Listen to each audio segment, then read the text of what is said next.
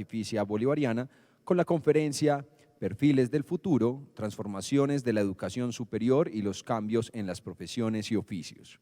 Un espacio donde discutiremos sobre la educación superior enfrentando retos relevantes relacionados con el advenimiento de la cuarta revolución industrial y con la ola de industrias creativas y culturales. Bienvenido. Bueno, muy buenos días. Saludo muy especial a quienes nos visitan de fuera de la ciudad. Siéntanse apapachados, esa palabra sí se usa acá, abrazados, como es cotidiano en esta región. Lo primero es decirles que les pregunté muchas veces a los organizadores, les dije, este tema sí es importante para la gente que va a Colombiatex. Y bueno, me dijeron que sí. Voy a intentar en estos 40 minutos pues explicarles un poco qué está pasando con cuestiones como futuro, que el futuro es ya, y qué pasa en nuestros procesos de formación. Mi nombre es Álvaro, tengo 4 pasiones, solo una no empieza por C, una pasión por conversar. Creo que es uno de los placeres de la vida, conversar con los amigos es una de las cosas más ricas que uno tiene. Otra pasión por contar, me encanta con los estudiantes contar historias. Una pasión muy fuerte por comunicar y una pasión por soñar. Creo que todos tenemos que, una de nuestras grandes tareas, y es una tarea de la educación, pero la educación, van a ver, no le compete solamente a las universidades y a las escuelas, nos compete a todos, es conectarnos. Y creo que hoy tenemos que hacer grandes conexiones en torno a nuestra casa común, que es la tierra. Tenemos un compromiso muy fuerte con la sostenibilidad y el medio ambiente, y creo que tenemos que conectarnos en relación con ese asunto. Vamos a desarrollar la charla en 2 partes. La primera voy a hablar un poco de las transformaciones en la educación, que va a ser incluso pues conectando con las necesidades e intereses que ustedes tienen, y a lo último vamos a hablar un poco de las profesiones de futuro y a qué acuerdos estamos llegando en relación con qué competencias debe tener una persona, cualquiera sea la edad, para abordar una profesión de futuro. Vamos a empezar con un pequeño video y a terminar con un pequeño video. Entonces vemos el videito.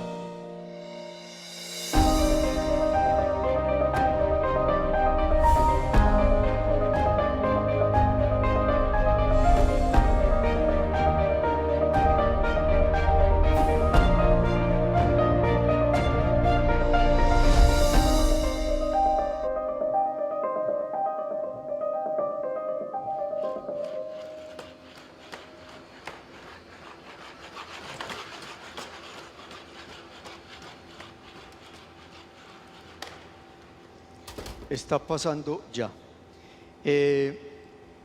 ¿Para qué estudiamos? Entonces traigo solamente 3 reflexiones, pueden ser muchas. La primera, la más importante: uno estudia para erradicar el miedo, sobre todo el miedo al futuro. El miedo, nos lo dicen los psicólogos, es la sensación más aterradora, excúsenme la redundancia, que puede sentir un ser vivo.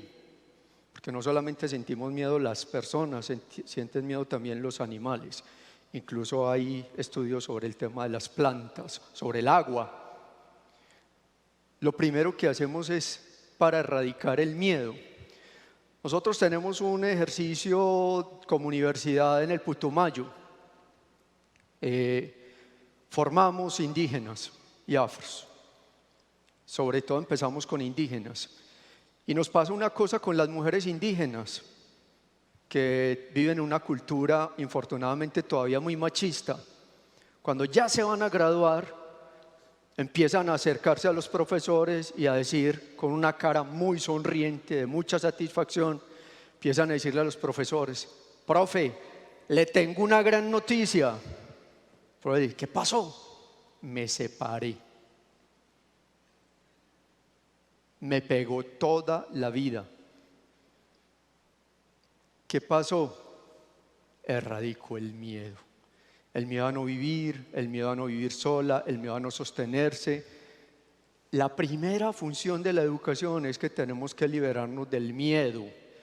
Cada uno de ustedes tiene un compromiso. Nadie puede sentir miedo y nadie puede provocar miedo. Nos formamos para poder vivir. Esa es una pregunta, una preocupación permanente de los papás. ¿Y de qué vas a vivir? ¿Y de qué vas a vivir si te formas en esto? Y nos formamos o estudiamos para realizarnos. Ojalá todo el mundo tuviera como premisa la tercera, pero mucha gente estudia y al final, cuando termina la carrera, se da cuenta que no era lo que lo apasionaba, y por eso hay tantos malos profesionales en el mercado. ¿Por qué estudiamos? También 3 reflexiones. Estudiamos por una obligación social. Todo el mundo tiene que estudiar. Vamos a ver que el paradigma puede estar cambiando. Va a ser un poco fruto de la reflexión de esta charla. Es decir, tenemos que estudiar como conectado con la pregunta anterior para sobrevivir, para tener de qué vivir en la vida, para tener con qué comer, cómo vestirme, cómo movilizarme, cómo llegar a mis aspiraciones. Estudiamos para trascender. Los propósitos de trascendencia de las generaciones han cambiado. La generación anterior, para las generaciones anteriores, se trascendía teniendo hijos, pero la generación actual no trasciende con los hijos. Muchos trascendían escribiendo un libro, o haciendo obras humanitarias, o ayudándole a otros. ¿Cuál es tu propósito de trascendencia en este breve espacio que vivimos, como la canción? La vida es muy corta. ¿Cuál es tu propósito de trascender en este planeta, hoy y ahora? Y para transformarnos, uno debería, por supuesto, estudiar fundamentalmente para transformarse no solamente profesional, sino personalmente. Entendida la transformación como que uno cambia de un estado a otro, en aquello que le gusta. Cuando los estudiantes llegan a la universidad, hoy muy preocupados por qué carrera elegir, porque como en el mercado, entre más opciones es más difícil elegir. Primero uno iba a la zona de detergentes de un supermercado y era muy fácil. Había detergentes para el cuerpo, para la lavadora, para lavar a mano y ya. Hoy hay para todo, para el tapete, para la cortina. Entonces es más difícil. Cuando van y preguntan, es que no sé qué carrera estudiar, eso es muy frecuente. Yo normalmente le digo al estudiante, le devuelvo la pregunta y le digo: ¿en qué nadas como pez en el agua? ¿Qué te hace feliz? ¿Qué te hizo feliz hasta ahora que tenés 17, 16 años? Más porque entran muy sardinos, muy jóvenes a la universidad. Deberíamos siempre pensar en transformarnos y nunca es tarde. Nunca es tarde. ¿Cómo ha cambiado la educación? Tenía una imagen de 1800, pero la llevé más atrás, a la Edad Media, porque si hoy resucitáramos un médico de la Edad Media y lo situáramos en un quirófano actual, lo vimos en el video, hoy los robots ayudan mucho a los médicos, pues este médico, ¿ustedes creen que sería exitoso? Estaría absolutamente perdido. Pero si traemos un maestro de la Edad Media, de 1400, a la época actual, la situación no ha cambiado mucho. Fíjense que hay hasta estudiantes dormidos. O sea, nos pasa lo mismo que pasa hoy en un salón de clase. Y por allá otros están conversando. Miren, estos están chismoseando, no le están prestando atención al profesor. Otros están haciendo otras cosas. Lo mismo nos pasa hoy en las aulas de clase. Los tableros han cambiado por tableros de acrílico, pero hemos cambiado muy poco. Es decir, este profesor de la Edad Media no tendría mucho problema en instalarse en el 2020. Ha cambiado muy poco la educación. ¿Por qué debemos cambiar? Porque la forma como aprendemos ha cambiado. Nuestros abuelos, incluso nuestros papás no, nuestros abuelos, la forma de comunicación más fuerte era el radio. Entonces los papás escuchaban, ustedes ven todavía abuelos por ahí con el radio caminando, escuchaban las radionovelas, Calimán, El Derecho de Nacer, escuchaban. Entonces se prepararon para escuchar a alguien que hablaba. Pero hoy la cosa ha cambiado fundamentalmente. Aquí le dice en la caricatura, le dicen, enseñé a Snoopy a silbar. Yo no lo escucho. Dije que le había enseñado, no que hubiera aprendido. ¿Cierto? Es un paradigma. Pero atendemos a la educación tradicional. ¿Cómo les parece que el MIT, preocupado por si los estudiantes aprendían o no en salones como ustedes están ubicados, llamó a un grupo de voluntarios? Se les presentaron como 44 voluntarios y les colocó unos dispositivos durante 7 días. ¿Ven ahí?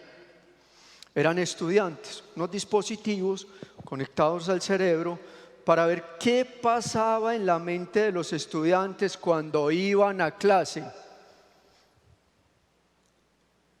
Esto es lo que pasa en el cerebro cuando hay clase. ¿Ven ustedes? Prácticamente nada. Hay incluso más interacción cuando se duerme en la clase. El cerebro actúa más. Hay más interacción cuando se estudia. Pero les quiero contar, este estudio lo llevaron a más profundidad, porque ustedes ven unas cosas aquí que televisión, laboratorios, miren los laboratorios, la actividad cerebral, los exámenes, y se fueron a ver qué hacían los estudiantes, que lo vamos a ver más adelante. Todo el mundo hoy tiene un dispositivo, y se enteraron que mientras un catedrático que era muy estudiado, todo un doctor, daba una clase de 45 minutos, había estudiantes que veían series completas de Netflix. No le paraban ni 5 de bolas a ese señor que está exponiendo. Y a veces los estudiantes se pillaban, encontraban de dónde sacaba la información y en WhatsApp, vea, esto está aquí, todo está aquí. Relajémonos a ver Netflix. El conocimiento está siempre disponible y los estudiantes lo saben. Ya esta imagen es vieja, ya no van pues con esto, sino con tablets y celulares. Hoy, ¿qué está pasando? Asistimos a dos olas, no una sola ola, dos olas. Hoy confluyen dos olas. ¿Se han visto La Tormenta Perfecta, la película? Bueno, los que no se la hayan visto, en la tormenta perfecta se arma porque confluyen dos tormentas y se juntan y arman la tormenta perfecta. Hoy la tormenta perfecta, en este momento que estamos viviendo todos y cada uno de nosotros, 2020, es que están confluyendo toda la ola de la cuarta revolución industrial, tecnologías emergentes que evolucionan más rápido de lo que nosotros pensamos, y todo lo de industrias culturales y creativas. Eso está creando una conjunción muy importante, porque todo lo de la robótica, la inteligencia artificial, se está juntando con lo cultural. La expositora anterior decía una cosa muy linda, por ejemplo, cómo explotar la identidad, lo cultural, los saberes ancestrales, pero ponerlos con tecnología, ponerlos al servicio de tecnología. Entonces están confluyendo esas dos olas. Por ejemplo, en Medellín, en esta ciudad, se están haciendo arreglos musicales a grandes cantantes, ya no solamente a Balvin y a Maluma y a los cantantes de la región, sino a grandes cantantes, porque hay una conjunción, por ejemplo, en todo lo que tiene que ver con instrumentación musical. Esto también está pasando en la moda, en la confección. ¿Eso qué está produciendo? Está produciendo que haya muchas transformaciones en la oferta. Hoy tenemos muchas más opciones. Las opciones tienen una premisa, y es que si la opción no está mediada por la transformación digital, puede tener una tendencia muy fuerte de no fracaso. El marketing hoy puede resultar muy barato a partir de lo que yo puedo hacer en redes sociales, de lo que yo puedo impactar en redes sociales, y las redes sociales en general son gratuitas. Unas transformaciones en la demanda, en lo que nosotros solicitamos, y unas tensiones internas que vivimos las culturas, los países, las ciudades. Hay un gran acomodamiento a nivel mundial. Vamos a ver cómo se va asentando la cosa. ¿Quiénes son los protagonistas? Pues ya ustedes saben, los millennials. Solamente para resaltar de los millennials dos cosas que preocupan poco, y es que tienen, digamos que preocupan en términos de algunos mercados que los expertos han denominado el síndrome de Peter Pan. Se quedan en las casas, pues si a uno le planchan la ropa, se la lavan, tiene la nevera llena, le sirven el desayuno, pues moverse va a ser muy complicado, y el arriendo está muy caro, los servicios públicos muy caros, y ahí pues están los papás, el síndrome de Peter Pan. Y digamos que los millennials, hay una porción también que es los que hoy socialmente se denominan ninis. Los que, yo no sé si aquí hay ninis, no tienen que decirlo, pero los que ni estudian ni trabajan, ¿cierto? Ni estudian ni trabajan, se llaman los ninis. Oigan, en el área metropolitana, 1 de cada 5 personas entre 18 y 25 años, en el área metropolitana nuestra, 1 de cada 5, es decir, el 20% es nini. Ni estudian ni trabajan. Abre y cierra la nevera, abre y cierra la nevera en las casas. No podemos, estos estudios los tenemos que leer con buen juicio de inventario, porque están muy hechos en las conductas, en los comportamientos de los países desarrollados, y a veces en estos países pasan cosas distintas. Y los centennials, que vienen apenas a entrar al mercado laboral y ya están en la educación superior. Hay algunos cambios entre ambos, pero digamos estos son dos protagonistas muy importantes porque hacen tendencia, hacen mucha tendencia en consumo. Si usted no le para bolas a los niños, a los millennials, a los centennials, pues digamos está un poco perdido. ¿Qué cambios a nivel de educación? Primero, les decía al principio, la formación, la educación no va a ser únicamente propiedad de la universidad, de la escuela, de los colegios. Se van a empezar a configurar lo que llamamos ecosistemas de formación. La gente se va a ir a formar a la empresa, se va a formar en la familia, se va a formar en la sociedad, se va a formar con los compañeros, se va a formar con tutores. Entonces vamos a generar lo que se llaman los ecosistemas de formación. Ahí cuando hablamos de los millennials, decían que los millennials tienen más o menos un periodo de permanencia en los puestos de trabajo de 2 a 4 años. Va a haber trayectorias de formación y también trayectorias de ocupación, cambios en las trayectorias de formación y cambios en las trayectorias de ocupación. No va a ser como primero, una persona entraba a una empresa, digamos un indicador era: llevo 35 años en esta empresa. Va a haber cambios. Esos cambios van a estar suscitados por ustedes mismos, por las mismas personas que van a necesitar procesos de formación para hacer esos cambios. Pero los procesos de formación, reitero, no van a estar únicamente en las universidades. Aquí es muy importante diferenciar que hoy se habla de que hay una amenaza a las profesiones. Yo particularmente considero que hay unas transformaciones importantes, pero vamos a seguir necesitando médicos, ingenieros, ¿cierto? Decir, uno entrena una PH para que atienda una ambulancia si a una persona le da un infarto, pero lo lleva a un hospital en donde lo va a atender un cardiólogo, con toda seguridad. Ese APH no va a poder seguir atendiéndolo. Entonces va a haber unas diferencias aquí. Al final les voy a dar algunos tips en relación con las necesidades de formación, con las capacidades. Está existiendo mucha integración entre la universidad y la empresa. ¿Qué necesitan las empresas? ¿Qué necesitan las organizaciones? ¿Y cómo vamos a formarlos? Mucha integración.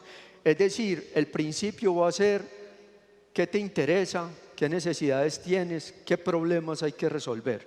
Yo tengo una necesidad de formación ¿y cómo la voy a resolver? Y muy diversas opciones para resolverlo. Ya también la expositora anterior hablaba de los nanodegree.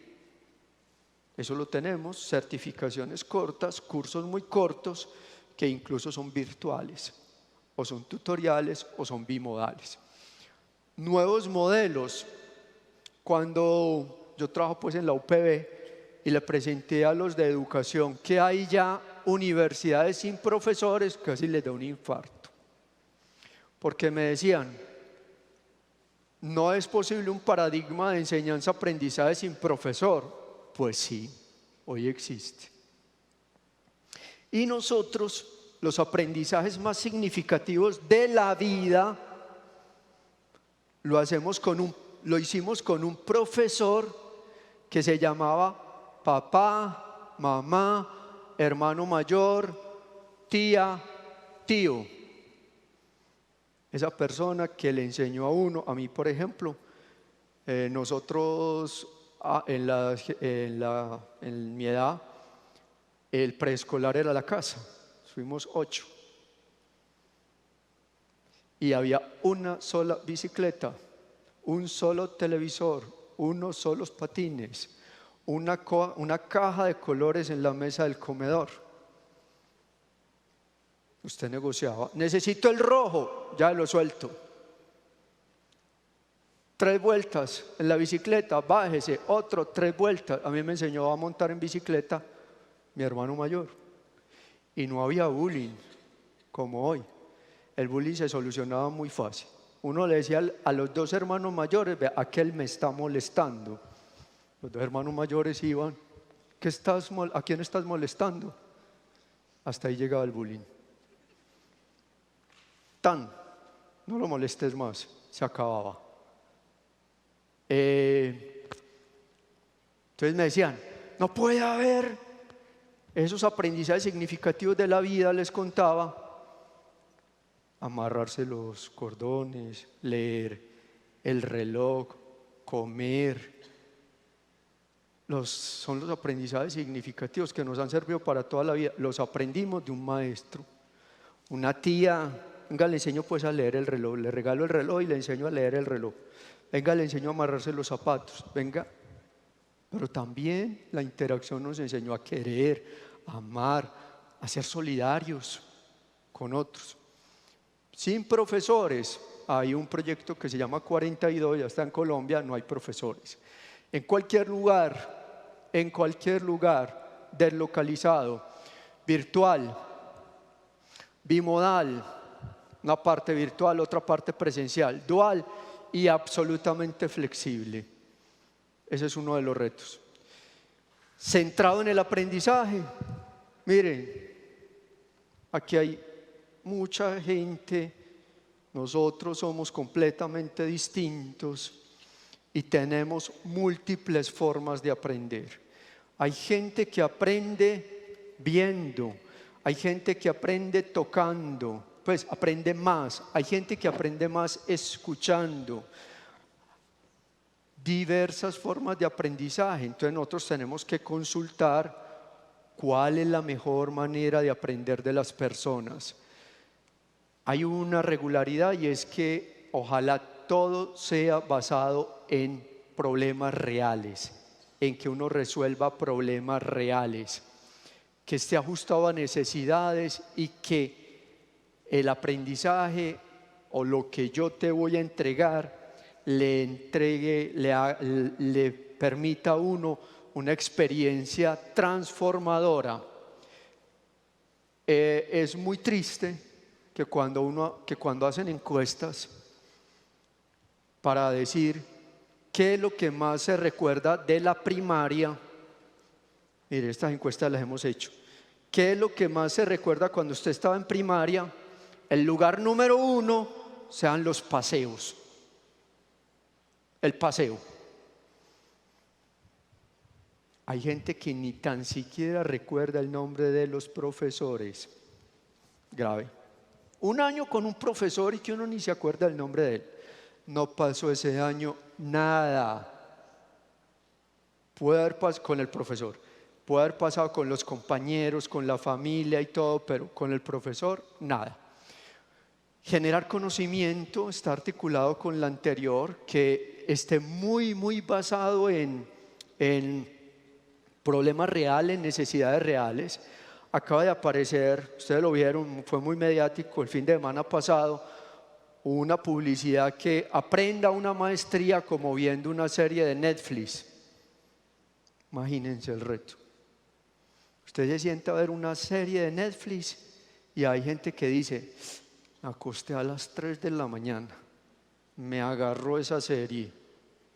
Usted imagina que uno diga, me acosté a las 3 de la mañana, me agarró esa maestría. Cuando la gente dice, ay, tengo que ver el programa, tengo que estudiar, ¿cierto? Para toda la vida, hoy la formación es absolutamente para toda la vida. Hay una tendencia muy fuerte que se llama Silver Economy. La economía plateada movió todo el dinero que ustedes quieran en los últimos años. Se está jubilando gente en Europa de 50 años, 52 años, poder adquisitivo, toda la capacidad de compra. Este es un segmento muy importante para la sociedad, además de la tendencia al envejecimiento. Japón, el curubito, el centro de la tecnología, acaba de declarar que la vejez es una de sus prioridades. la disrupción tecnológica, voy a acelerar, todo el tema de la interculturalidad, de ser ciudadanos del mundo, mucho ojo con la humanización y el tema ético, la recuperación de nuestras relaciones, de la capacidad de mirar al otro, de tocar al otro. Yo me encontré con un exalumno el domingo caminando, un exalumno.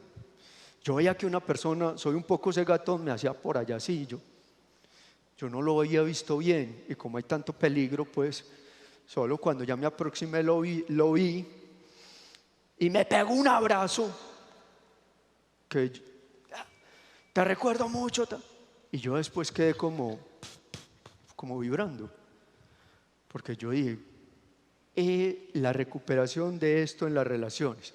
Y hay una tendencia que es la gratuidad. Voy a entrar a la última parte porque me queda poco tiempo. Las profesiones del futuro, los tecnopesimistas hablan de un mundo de desempleados, vieron el video.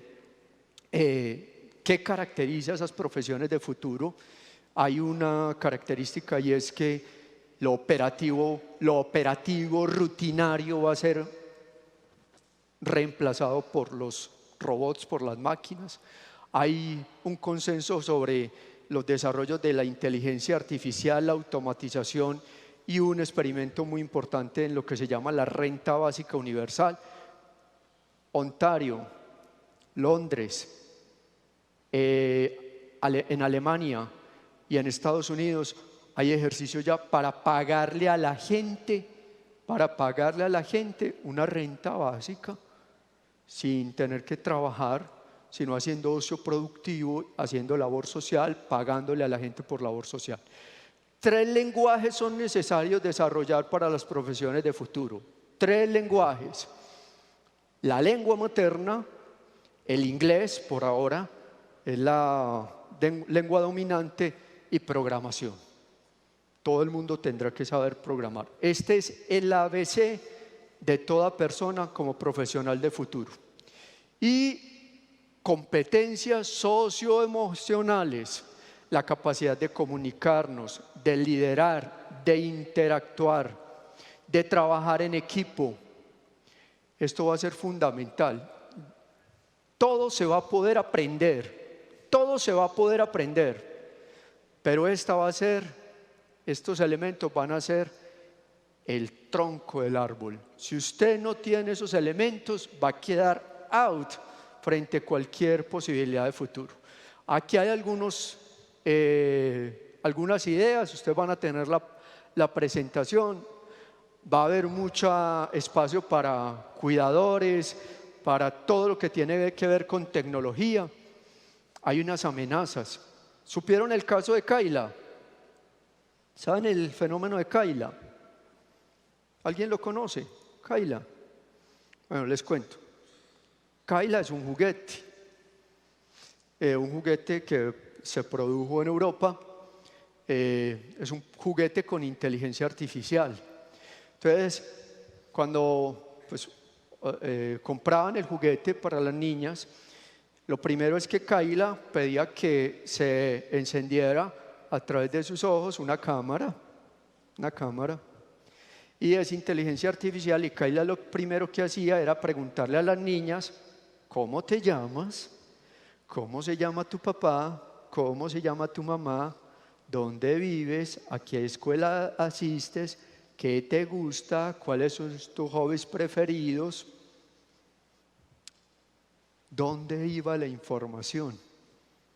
Esta es una inteligencia artificial. Iba a una base de datos de la empresa que era la dueña de Kaila. Kaila grababa y tenía un elemento adicional, tiene publicidad oculta, se puede comprar por Amazon. Kaila le dice a las niñas: ya fuiste a Disney. Ningún niño debería quedarse sin ir a Disney. Entonces, algunos países, entre ellos el alemán, la prohibieron. Porque la amenaza es: ¿a dónde van los datos de todo esto? Siri, Alexa,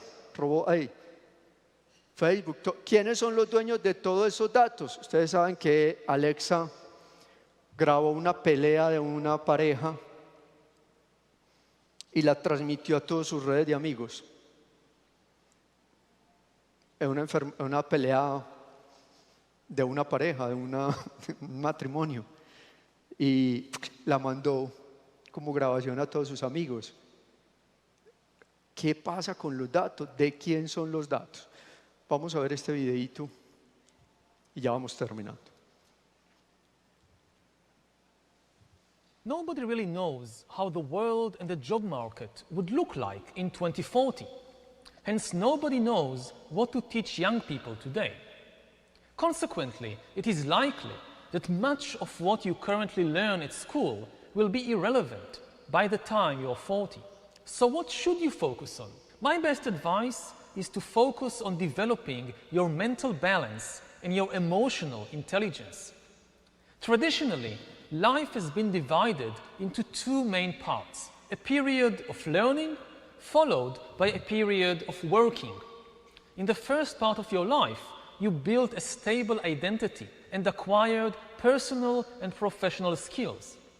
In the second part of life, you relied on your identity and skills to navigate the world, earn a living, and contribute to society. But by 2040, this traditional model will become obsolete. And the only way for humans to stay in the game will be to keep learning throughout their lives and to reinvent themselves again and again, even at the age of 50. Yet change is usually stressful. And after a certain age, most people don't like to change. When you're 10 years old, your entire life is change, whether you like it or not. Your body is changing, your mind is changing, your relationships are changing. Everything is in flux. You're busy inventing yourself. By the time you're 50, you don't want change, you want stability. But in the 21st century, you won't be able to enjoy that luxury. If you try to hold on to some stable identity, some stable job, some stable worldview, you will be left behind and the world will fly by you with a whoosh. So people will need to be extremely resilient and mentally balanced to sail through this never-ending storm and to deal with very high levels of stress. Bueno, hacerles una corta invitación a la escuela de verano de este año de la universidad. Se llama Sociedad 5.0, Tecnologías, Sabidurías Ancestrales e Identidades, Computación Cuántica, Genómica, Inteligencia Artificial, Nanotecnología, Nuevas Narrativas. Este va a ser el tema, les va a interesar. Y terminamos con una frase de Steve Jobs, justo antes de morirse. Fue a unos grados de una universidad, ya sabía que tenía cáncer, no pudo hacer nada, ustedes saben, el dueño de Apple, uno de los hombres más ricos del mundo, y les dijo a los estudiantes: la muerte es probablemente el único buen invento de la vida, es el agente de cambio de la vida, borra lo antiguo para dejar paso a lo nuevo, y ahora lo nuevo sois vosotros, pero algún día, no dentro de mucho, os habréis convertido en lo viejo y seréis reemplazados. Siento ser tan dramático, pero es la verdad. Vuestro tiempo es limitado, así que no lo malgastéis viviendo la vida de otra persona. Muchas gracias.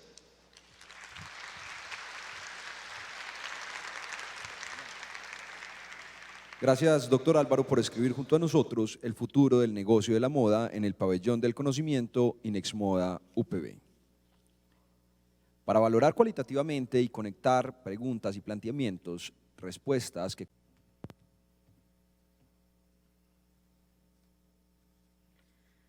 Muchas gracias. Yo voy a tratar de hacer una lectura muy corta de las respuestas que ustedes dieron a las preguntas que se les fueron haciendo durante la intervención del doctor Álvaro.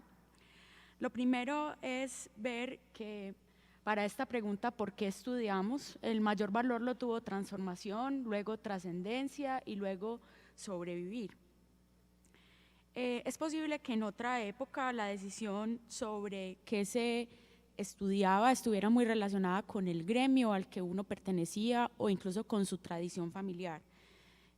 Pero hoy esta tendencia ha cambiado seguramente por la posibilidad que nos dan los medios digitales de tener muchas otras maneras de aprender diferentes a estar en una institución de educación superior.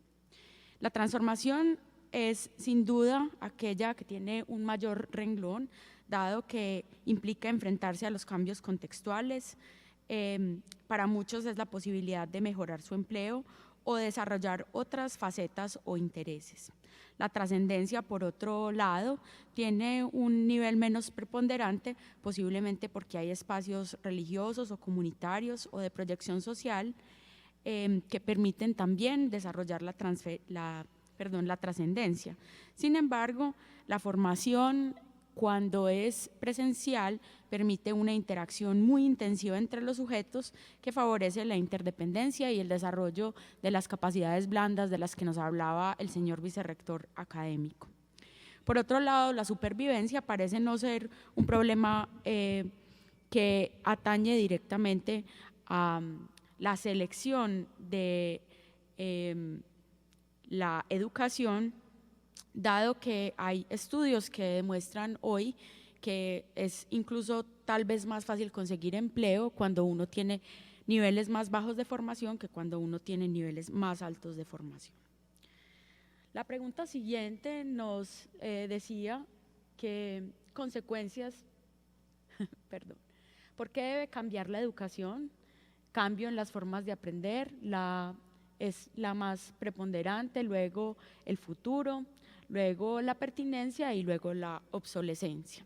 Es cierto que hoy se requieren nuevos modelos de enseñanza-aprendizaje que sean activos por proyectos, con retos multimodales, o sea, que aprovechen todas las formas de aprender que tienen los seres humanos y también aprovechando las posibilidades de la tecnología.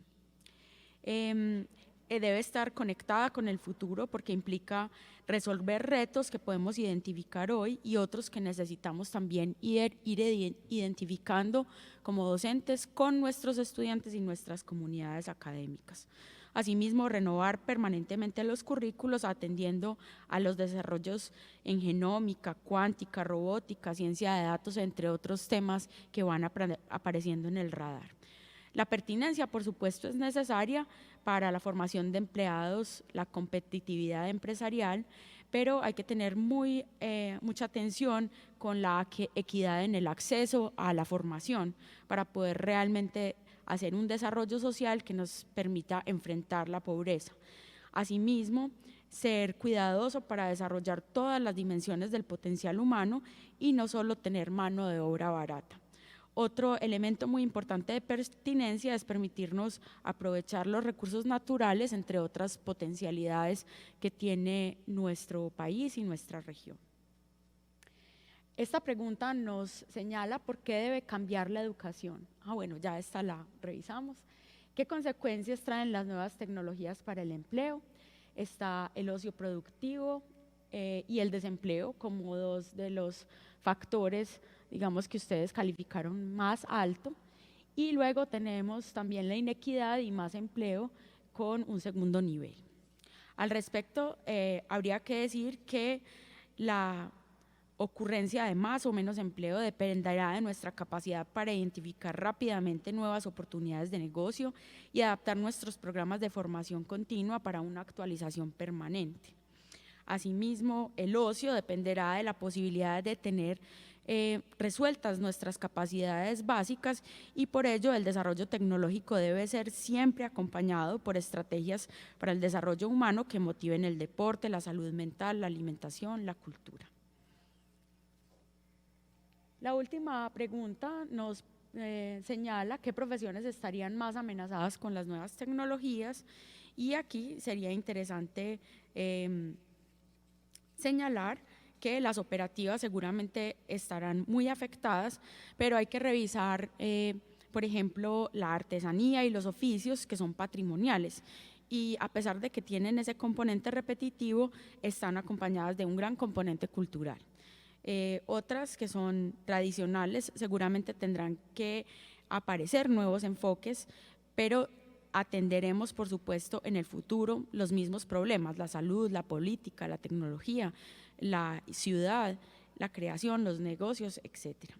Los servicios que están basados en la empatía, la enseñanza, la compañía, posiblemente prevalezcan, pero otros desaparecerán. Esta es entonces la lectura que hago de sus respuestas. Les agradecemos mucho por esta contribución.